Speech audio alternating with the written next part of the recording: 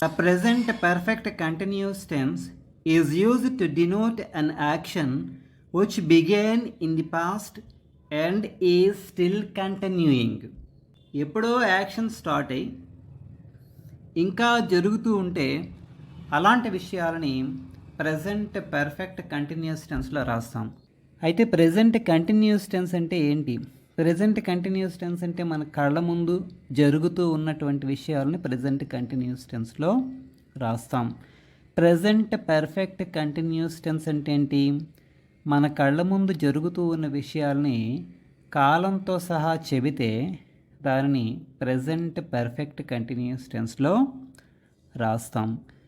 అయితే present perfect continuous tense తాలూకా structure ఏంటి?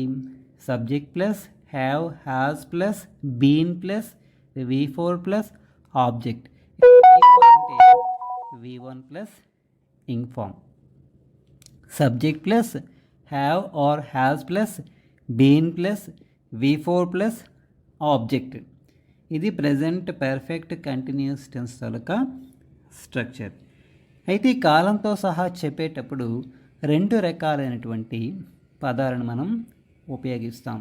ఒకటి, ఒక పని జరుగుతూ ఉన్నది అని చెప్పాం, అది ఎప్పటి నుండి జరుగుతూ ఉంది, కాలంతో సహా చెబితే దానిని ప్రజెంట్ పర్ఫెక్ట్ కంటిన్యూస్ టెన్స్లో చెప్తామని ఆల్రెడీ చెప్పుకున్నాం. అయితే ప్రజెంట్ కంటిన్యూస్ టెన్స్ అన్నా ప్రజెంట్ పర్ఫెక్ట్ కంటిన్యూస్ టెన్స్ అన్నా ఇంచుమించు ఒకటే. ఎందుకంటే జరుగుతూ ఉన్న విషయాలని ప్రజెంట్ కంటిన్యూస్ టెన్స్లో రాస్తాం. ఇక్కడ ప్రజెంట్ పర్ఫెక్ట్ కంటిన్యూస్ టెన్స్లో కూడా జరుగుతూ ఉన్న విషయాలనే రాస్తాం. కానీ ప్రజెంట్ కంటిన్యూస్ టెన్స్ చెప్పేటప్పుడు ఒక పని జరుగుతూ ఉందని మాత్రమే చెప్తాం. కానీ ప్రజెంట్ పర్ఫెక్ట్ కంటిన్యూస్ టెన్స్ రాసేటప్పుడు ఆ పని ఎప్పటి నుంచి జరుగుతుంది, ఏ సమయం నుంచి జరుగుతుంది అని చెప్పేటప్పుడు ప్రజెంట్ పర్ఫెక్ట్ కంటిన్యూస్ టెన్స్ని ఉపయోగిస్తాం. అయితే ఇక్కడ సమయం చెప్పేటప్పుడు రెండు రకాలైనటువంటి పదాలు ఇక్కడ ఉపయోగిస్తాం. సమయం కోసం చెప్పేటప్పుడు for plus time and since plus time. For is used with a period of time. ఖచ్చితమైన సమయం లేనప్పుడు ఫర్ అనేది ఉపయోగిస్తాం. For example, for 4 hours, for 10 days, for 3 months, for 2 years.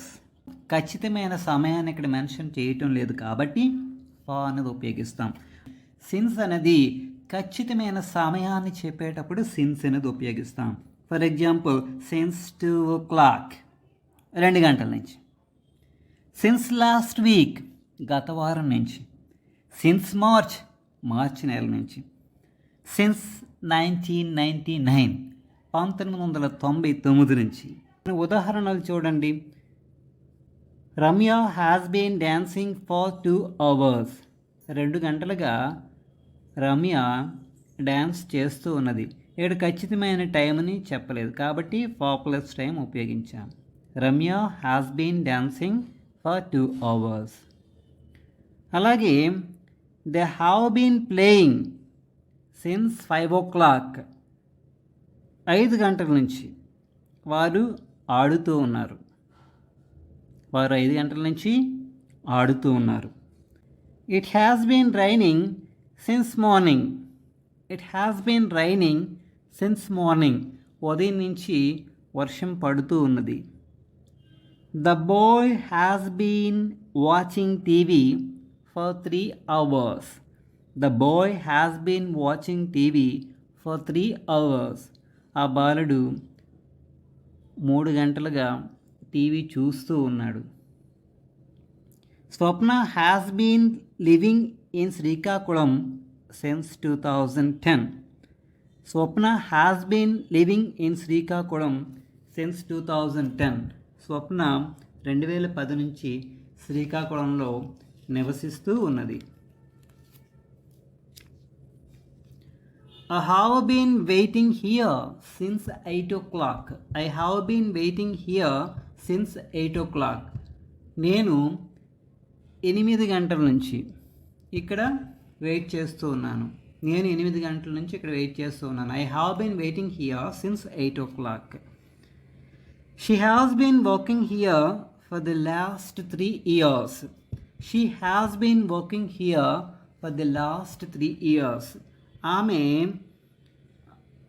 ఇక్కడ గత 3 సంవత్సరాలుగా పని చేస్తూ ఉన్నది.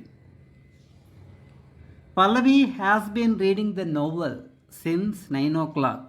Pallavi has been reading the novel since 9 o'clock. Pallavi ఉదయం 9 గంటల నుంచి నోవెల్ చదువుతూ ఉంది.